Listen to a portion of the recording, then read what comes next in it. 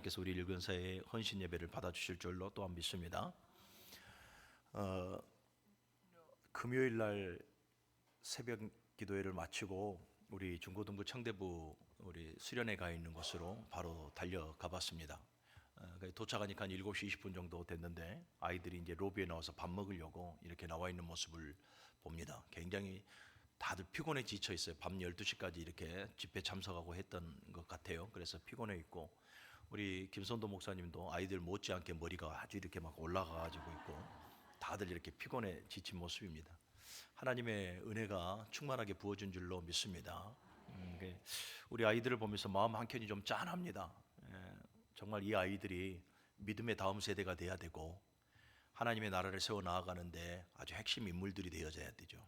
하나님과 사람 앞에 은총과 기중의 여김을 받을 수 있는 아이들로 성장해야 되는데 그 아이들을 볼 때 마음 한켠이 무겁기만 했습니다. 그래서 정말로 교회 가면 우리 모든 성도들과 함께 우리 아이들을 위해서 우리가 눈물의 기도의 그 수고를 아끼지 말아야 되겠다. 이런 간절함이 들어왔습니다. 사랑하는 여러분, 우리 아이들은 어떤 대상인가 생각해 보면 키움의 대상이 아닙니다. 아이들은 키움의 대상이 아니라 양육의 대상입니다. 키움은 여러분 놔둬도 지가 알아서 커요. 키움의 대상이 아니라 양육의 대상. 말씀과 사랑으로 바르게 양육하고 자기의 명철을 의지하지 아니하고 하나님의 도를 지켜 행할 수 있도록 우리 아이들이 바르게 성장할 수 있도록 우리가 바르게 양육해야 될 그 의무가 하나님의 명령 아래에 우리에게 주어졌다라는 것을 여러분들이 기억하시고 우리 아이들에게 여러분 눈물의 기도를 아끼지 마십시오. 눈물의 기도도 아끼지 마시고 또 우리 아이들 또 우리 젊은 층들을 향해서 여러분들 권면을 하되 사랑의 권면을 하시기를 바랍니다. 사랑의 권면이 이루어질 때에 우리는 이 어린 친구들의 마음을 얻게 되어지는 것이고 또 그 사랑의 권면과 눈물 아래에서 우리 어린 친구들이 마음의 변화를 받아서 하나님께 영광을 돌리는 제목들이 되어질 수 있다. 이것을 여러분들이 명심하시고 오늘부터 다시 기도를 시작하십시오. 우리 아이들을 위해서 열심히 기도하십시오. 여러분 우리가 한 사람의 마음을 얻어내고 또 그 한 사람을 변화시켜 나아간다라는 것이 정말 쉬운 일이 아닙니다. 녹록지 않습니다. 오히려 그 한 사람의 마음을 얻고자 또 그 한 사람을 변화시키고자 도전을 했다가 도리어 내가 상처를 받을 때가 되게 많고 도리어 내 마음이 병들 때가 이 부지기수로 있습니다. 우리는 한 사람의 좀 마음을 얻어보려고 애쓰고 수고합니다. 사실이죠. 그리고 또 그 한 사람이 변화되기 위해서 우리는 여러 가지 기술적인 것을 사용합니다. 우리가 한 남자 한 여자의 마음을 얻기 위해서 우리 결혼을 하지 않습니까? 그럴 때 무엇을 합니까? 프로포즈를 하죠. 일례이긴 합니다만은 프로포즈는 뭐예요? 허락을 받기 전에 그 마음을 얻어내는 것 아니겠습니까? 그 마음을 얻어내려고 뭐예요? 별걸 다 하잖아요. 선물도 사고 돈도 아끼지 않고 막 선물도 사고 꽃다발도 큰 걸 사고 무릎을 꿇고 여기서 해보신 분들 있는가요? 막 무릎을 꿇고 벨소리 다 하지 않습니까? 꾸미는 거예요. 그 마음을 얻으려고. 그래서 결국 얻어냅니다마는 제가 보니까 별 몇 개월 못 가는 것 같아요. 여러 가지 선물 공세를 한다든지 또 이 화려한 그 말 기술로 고백을 해서 그 마음을 얻고 그 마음을 변화시키려 합니다마는 사실은 많은 부분에 있어서 실패하는 거죠. 이처럼 선물 공세나 또 말의 화려한 말의 기술을 가지고 그 사람을 변화시키고 마음을 얻으려고 했다가 우리가 실패를 경험하는데 또 어떤 방법이 있겠습니까? 어떤 사람들은 자신이 가지고 있던 어떤 인생의 경륜, 그 인생의 경륜 속에서 얻어지는 데이터들, 그 데이터들을 가지고 또 그 사람의 마음을 얻고 고쳐보려고 뭐 합니까? 권면하고 권면이 안 되면 때로는 훈계를 합니다. 그런데 이러한 방법도 실패할 때가 오히려 더 많습니다. 오히려 이러한 방법, 그러니까 우리가 인생에서 얻었던 그런 경륜이나 그런 인생에서 얻었던 그런 지식들을 가지고 전화를 얻는 받으십시오. 그 지식들을 가지고 우리가 가르쳐보고 마음을 얻으려고 해도 실패해요. 도리어 그 결과가 그 한 사람을 어떻게 합니까? 포기해버리고 비판하고 정죄해버려요. 그래서 그 관계가 되게 악화되어져 버리는 현상들, 그런 결과들이 더 많이 있는 것을 우리는 경험하게 됩니다. 자, 그런데 여러분 참 신기한 것은요, 그 한 사람의 마음을 얻고 그 한 사람이 변화되기 위해서 우리가 정말로 눈물로 기도하고 눈물로 그 한 사람을 권면하면 여러분 지금 당장은 아니더라도 그 사람의 마음이 동요하게 되어집니다. 그 사람의 마음이 동요하고 마음의 문이 열리고 이제 점차 그 사람이 변화되어져 가는 것을 우리는 경험하게 되어지죠. 여러분 여기서 보면 대부분 남편들을 위해서 우리 아내들이 기도를 많이 했을 겁니다. 항시 보면은 여성분들이 예수님을 먼저 만나고 여성분들이 더욱더 많은 눈물을 뿌려서 남편을 위해서 기도하죠. 거의 대부분이죠. 남편들이 말이 없는 것은 다 사실인 거예요. 여러분 남편이 이렇게 돌아와서 지금 예배 자리에서 하나님께 기도하기까지 얼마나 많이 우리 여성분들이 울었겠습니까? 우리 여전도회가. 예. 그런데 보십시오. 눈물 뿌려서 하나님께 기도하고 눈물 뿌려 한마디라도 그냥 흘러가는 말이라도 여보 이번 주에는 교회 나가 봅시다. 예수 믿읍시다. 아이고 좀 예수 좀 믿어. 이래 말했던 한마디 한마디가 이제 효과가 나오는 거죠. 그 마음이 어느 순간 열어지게 되어지고 그래서 그 사람이 변화되어져서 지금 이 자리에 앉아 있잖아요. 말을 안 해요. 사랑하는 여러분, 당장은 아니더라도 그 한 사람이 변화될 것을 확신하고 여러분들이 눈물 뿌려서 기도하고 그 사람에게 눈물로 권면하면 반드시 열매는 있음을 믿으시기를 바랍니다. 그런데 오늘날 보니까 눈물이 식은 시대, 오늘날에 눈물이 식은 시대라 이렇게 말을 해요. 마태복음 24장 12절의 말씀을 보면 불법이 성함으로 무엇이 식는다? 많은 사람들의 사랑이 식어간다라고 말을 해요. 사랑이 식어간다라는 것은 다른 말로 말하면 눈물이 식어가는 거예요. 그 마음에 그 한 사람을 사랑하는 마음이 있다면 여러분 그 영혼을 위해서 그 한 사람의 안타까움을 위해서 우리는 기도할 때 눈물이 나는 거죠. 그런데 나에게 점점점 이처럼 한 영혼을 향한 그런 감흥들이 사라지고 있는 거예요. 그러니까 눈물이 없어요. 그 한 사람을 세우고자 하는 그 열심도 보여지지 않아요. 자칫하면 그냥 순간 그 사람을 비판하고 정죄하려고 하는 그러한 마음들로 바뀔 때가 많이 있습니다. 사랑하는 여러분, 여러분들의 눈에서 마음에서 눈물이 흘러 눈물의 결실을 맺을 수 있기를 주님의 이름으로 축복합니다. 사도 바울은 오늘 고린도 교회를 향해서 권면을 하고 있습니다. 그런데 그냥 권면이 아닙니다. 4절의 말씀을 같이 한번 읽어봅시다. 시작. 내가 마음에 큰 눌림과 걱정이 있어 많은 눈물로 너희에게 썼노니. 아멘. 상반절의 말씀을 보니까 많은 눈물로 너희에게 썼다. 지금 서신을 보내는데 이 서신, 이 편지가 눈물의 편지라 이 말이에요. 많은 눈물로 직역을 해보면 내가 정말 너희를 위해서 간절하게 눈물을 흘린 이후에 그 마음으로 너희에게 편지를 지금 보낸다라는 말이에요. 여러분 이처럼 사도 바울이 지금 고린도 교회 성도들에게 아주 강권하여서 이 편지를 쓰는 이유, 편지를 써서 권면하는 이유가 무엇입니까? 그리고 많은 눈물을 통해서 지금 이들에게 지금 편지를 보내고 있는 이유가 무엇입니까? 그 배경을 보면 좀 알아요. 이 배경이 뭐냐면 여러분들 고린도 교회는 AD 49년에서 52년 사이에 사도 바울이 2차 전도 여행을 떠날 때 세운 교회입니다. 처음에는 매우 좋아요. 하나님의 은혜 가운데 성령으로 충만하고 예루살렘 교회처럼 그렇게 성장하는 교회.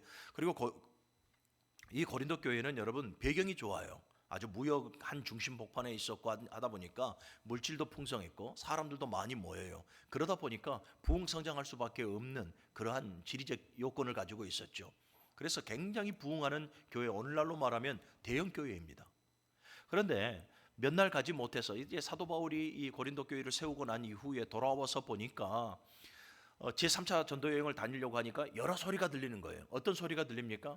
이제 이 고린도 교회가 사도 바울이 기대했던 것처럼 사랑으로 하나 되어지고 성령으로 충만하고 땅끝까지 복음을 증거하고 그래서 아름답게 세워진 교회로 소문이 나는 것이 아니라 보니까 당파 싸움, 파벌이 일어나요. 분쟁이 생겨요. 그래서 어떤 이는 바울파, 어떤 이는 게발파, 아볼로파, 그리스도파, 당파가 생깁니다. 교회가 분열해 버리고 마는 거죠. 그리고 고린도 지역은 여러분들 우상을 많이 섬기는 지역이에요. 그러다 보니까 음행과 종교적 타락과 도덕적 타락이 아주 비일비재하는데 이러한 모든 세상의 문화, 타락된 문화가 교회 안에도 자연스럽게 들어와 버리고 말아요. 그리고 거짓 교사들, 당시 모든 초대교회 문제이긴 합니다만은 이 거짓 교사들이 고린도 교회 안에 침투했는데 이들을 그대로 받아들이고 수용해 버리고 말아요. 그러니까 신앙적으로나 또 여러 가지 교리적으로나 교회를 세워 나아감에 있어서 기쁜 소식이 들려오지 않더라라는 거예요. 그리고 사도 바울이 이 고린도 교회를 세웠을 때에 직접적으로 사도 바울에게 와서 사도 바울의 사도권과 그의 사명에 대해서 아주 직접적으로 도전해온 사람들도 있었지 않습니까? 그래서 사도 바울이 굉장히 큰 수치를 당했던 적도 있었죠. 그런데 사랑하는 여러분, 오늘 고린도 교회를 향해서 지금 사도 바울은 많은 눈물을 흘리면서 기도하여서 이 편지를 썼다라고 지금 권면하고 있어요. 그리고 고린도후서의 전체적인 내용을 쭉 보게 되어지면 아주 신랄하게 아주 강한 어구로 사실은 고린도 교회가 어떻게 행해야 될 것인가에 대해서 말씀을 하고 있죠. 너희들이 회개해야 된다, 하나 되어져야 된다, 용서해야 된다, 아주 강건하게 지금 권면하고 있는 것을 보게 되어집니다. 그런데 살아가는 여러분, 그 강건한 권면 속에 오늘 4절을 읽어보니까 무엇이 있습니까? 많은 눈물을 흘렸다라고 말을 하고 있어요. 많은 눈물을 흘렸다. 그가 아까 말한 대로 사도권에 대해서 도전을 해오고 그의 사명에 대해서, 그의 영적인 직위에 대해서 도전을 해왔지 않습니까? 그러니까 여러분, 저 같으면 표현이 그렇습니다. 약간 감정적인 분노를 좀 섞어서 권면도 좀 해보고 막 할 것 같습니다. 그런데 사도 바울은 그러지 않아요. 감정적인 것이나 그가 가지고 있던 어떤 논리나 학문적인 논리나 이러한 것으로 편지를 쓰지 아니하고 눈물로 편지를 써나가고 있더라라는 것이죠. 왜 그렇습니까? 왜 눈물로 편지를 써나가고 있습니까? 사실은 사도 바울이 이 고린도 교회를 세우고 나서 고린도 교회에 기쁘지 않는 소식들이 들려왔을 때에 사도 바울이 다시 고린도 교회를 방문하려고 합니다. 5년 정도 시간이 흘렀거든요. 방문하려고 할 때에 사도 바울이 방문하는 것을 스스로 멈춰버립니다. 그 멈춘 이유가 1절에 있어요. 우리 1절의 말씀 같이 읽어봅시다. 1절과 2절 시작. 내가 다시는 너희에게 근심 중에 나아가지 아니하기로 스스로 결심하였노니 내가 너희를 근심하게 한다면 내가 근심하게 한 자밖에 나를 기쁘게 할 자가 누구냐. 아멘. 사도 바울이 지금 고린도 교회를 방문하지 아니하고 많은 눈물을 흘리면서 이렇게 지금 편지를 쓰는 이유가 여러분 뭐라고 생각하십니까? 지금 언뜻 봤을 때 이 지금 고린도 교회에 기쁘지 않는 소식들, 그 배경들을 봤을 때는 여러분 고린도 교회가 문제투성이 교회예요.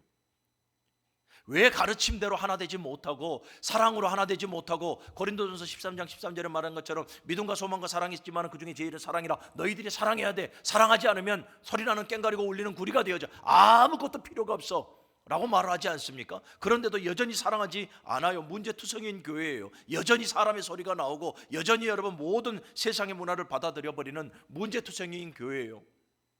그러면 여러분 우리의 생각으로는 뭐 해야 돼요? 정말로 강한 어조로 아주 강건해서 너희들 이렇게 살아가면 안 돼, 때로는 와서 치리라도 해야 되는 거죠. 아마 주석가들의 말처럼 사도 바울이 고린도 교회를 두 번째 방문했다면 사도 바울의 성격으로는, 여러분 사도 바울은 바나바하고 다르잖아요. 바나바는 사람을 살리는 일을 합니다. 물론 둘 다 사람을 살리는 일을 하지만 바나바는 여러분 온순하잖아요. 그래서 사람을 포용하는 이 팔로우 리더십이 있어요. 그런데 사도 바울은 사명 중심이에요. 일 중심이란 말이죠. 그래서 누가를 2차 전도여행 때 데리고 가지 않겠다고 막 바나바하고 싸우지 않습니까? 예. 그러니까 사도 바울의 성품으로 보면 고린도 교회에 지금 오면 어떻게 해야 되겠습니까? 난리가 날 겁니다. 당장 당회실로 와 부터 시작해서 헌법책을 가지고 와가지고 너희들 이렇게 안 했으니까 너 치리, 너 면직, 당장 이렇게 하지 않겠습니까? 추론으로요. 예, 사도 바울의 성품이 있으니. 사랑하는 여러분, 사도 바울은 고린도 교회를 문제투성이의 교회로 보지 않습니다. 문제투성인 교회로 보는 것이 아니라 많은 눈물을 흘리면서 편지를 썼다라는 그 이면에는 무엇입니까? 고린도 교회를 여러분 아픔과 상처투성인 교회로 보고 있는 거예요. 여러분 우리들의 시각이 이렇게 달리 바꿔지기를 간절히 소원합니다. 여러분 이 땅에 많은 교회가 문제투성인 교회죠. 어느 교회든 간에 분열, 사람의 소리가 나지 않는 교회가 없는 것 같습니다. 사랑하는 여러분, 그럼에도 우리의 시선은 사도 바울의 시선이 되어져야 할 줄로 믿습니다. 문제투성인 교회로 보지 말고 상처투성인, 아픔투성인 교회로 우리가 볼 때에 예수 그리스도의 긍휼한 마음을 가지고 그들을 위해서 우리가 눈물 뿌려 기도할 수 있는 것이죠. 지금 사도 바울이 그래요. 그래서 1절의 말씀을 보니까 내가 당장 너에게 달려가겠다라고 말하는 것이 아니라 내가 다시는 너에게 근심 중에 나아가지 아니하기로 스스로 결심했다. 내가 지금 당장 너희에게 가고 싶지만 너희에게 가지 않기로 내가 스스로 결정했다라고 말을 해요. 이 말이 무엇입니까? 지금 고린도 교회에 가고자 하는 그 걸음을 스스로가 멈췄다라는 거예요. 왜 그렇겠습니까? 지금 사도 바울이 고린도 교회로 가게 되어지면 뭐예요? 너희를 대하는 나도 괴롭고 나를 대하는 너희도 괴롭기 때문이다 그래요. 무슨 말입니까? 그러니까 사도 바울이 가게 되어지면 아주 강건할 것이거든요. 그래서 가지 아니하고 사도 바울은 지금 돌이켜서 에베소서로 떠나요. 에베소서로 떠나면서 지금 고린도 교회에 이 눈물의 편지를 쓰고 있는 거예요. 사랑하는 여러분, 사도 바울과 같은 용기가 우리에게 있어야 될 줄로 믿습니다. 그 용기가 무슨 용기냐면 여러분, 한 사람의 마음을 얻고 한 사람을 세우기 위해서는 사랑하는 여러분, 언제나 우리가 다가가는 것만이 최선은 아니더라. 다가가서 당신 왜 그렇게 사요? 왜 저렇게 사요? 우리가 이렇게 권면하는 것만이 최선은 아니더라 하는 것을 알아야 돼요. 때로는 여러분, 그 한 사람의 마음을 얻고 그 한 사람이 변화되어질 수 있도록 다가가는 그 걸음을 멈출 수 있는 지혜와 용기가 우리에게 때로는 있어야 한다. 여러분, 우리가 다가가는 것 상대는 다 알아요. 사실은 내가 바르게 살지 못했고 내 신앙이 힘들어져 있고 이런 모든 것들 잘 알고 있거든요. 그런데 상대는 여러분, 우리로 하여금 무엇을 받기를 원합니까? 위로를 받기를 원하는 거예요. 저 한 사람이 나를 볼 때에 문제의 사람으로 보는 것이 아니라 정말로 아픔과 상처 속에 있는 나로 보기를 원해요. 그래서 여러분, 먼저는 이 지혜를 가지십시오. 한 사람 앞에 나아갈 때에 때로는 좀 멈춰서서 그 사람을 위해서 눈물 뿌려 기도하고 그 사람을 어떻게 하면 세울까, 어떻게 하면 살릴까, 우리 하나님 앞에 이거 묻고 나중 걸음으로 걸어가도 되니 우선의 걸음을 멈추는 것도 여러분 지혜이더라라는 거예요. 사랑하는 여러분, 신앙 안에서의 권면, 왜 우리가 권면하고 있습니까? 그 한 사람의 위치에, 우월적인 위치에서 그 한 사람을 이기기 위해서 우리가 권면합니까? 아니잖아요. 살리기 위해서 권면하는 겁니다. 우리 장로님들, 안수집사님들, 우리 권사님들의 역할이 무엇입니까? 권면이라는 사명이 있어요. 헌법책을 보면 장로님들이나 우리 안수집사님들이나 우리 권사님들은 성도를 권면해야 될 의무와 책임이 있는 거예요. 그런데 여러분, 권면이라고 해서 무조건 살리는 것은 아니니 사도 바울처럼 그 사람을 이해하고 먼저는 그 사람을 위해서 다가가는 걸음을 좀 멈추고 그 사람을 위해서 눈물 뿌려 기도하시기를 바랍니다. 우리 자녀들을 키우는 우리 부모들도 마찬가지예요. 우리 자녀들의 영적인 문제나 육적인 문제나 모든 문제를 바라보면서 여러분, 우월적 위치에 가서 너 그러면 안 돼 라고 지적하지 말고 한 걸음 좀 뒤로 물러져서 그 아이의 마음을 좀 이해하고 그래서 그 아이를 위해서 눈물 뿌려 기도하는 것이 먼저 선행이 되어져야 한다는 것을 잘 아시길 바랍니다. 여러분, 신앙의 권면은 그렇습니다. 그 한 사람을 이기기 위한 것이 아니라 그 한 사람의 마음을 얻고 그 한 사람을 살리기 위한 것임을 여러분들이 기억하시기를 바랍니다. 여러분, 그런데 우리의 안타까움은 뭐냐면 우리는 부부지간에도 또 가정에서도 또 교회에서도 모든 관계 속에서도 우리는 뭐냐면 바리새인들과 서기관들처럼 종종 나의 옳음을 증명해내려고 합니다. 내가 지금 내 주관적인 내 생각과 내 마음이 지금 맞다라는 거예요. 그래서 자꾸 나의 옳음을 증명해 내려고 해요. 그 옳음을 가지고, 나의 옳음을 가지고 상대를 뭐합니까? 비판하고 정죄하고 눌려버리려고 하는 것. 이게 우리의 약함이고 이게 우리의 참 어리석음인데 여러분, 그렇게 되어졌을 때는 역효과가 나오는 것이죠. 상대의 마음을 얻지 못하고 더욱더 상처를 주게 되어지고 그 관계는 더욱더 흐려지게 되어진다라는 것, 이것을 여러분들이 기억하시기를 바랍니다. 사도 바울을 보십시오. 지금 이 고린도 교회가 당파 싸움이 벌어져 있고 음행과 도덕적 타락을 교회 안에 들어왔고 거짓 선지자들을 받아들이게 되어져요. 누가 봐도 기쁘지 않는 교회, 좋은 소문이 나지 않는 교회예요. 그래서 여러분, 옳게 그들에게 권면하려면 하나님의 말씀을 아주 율법적으로 해석을 해서 그들에게 강권해야 되는 거예요.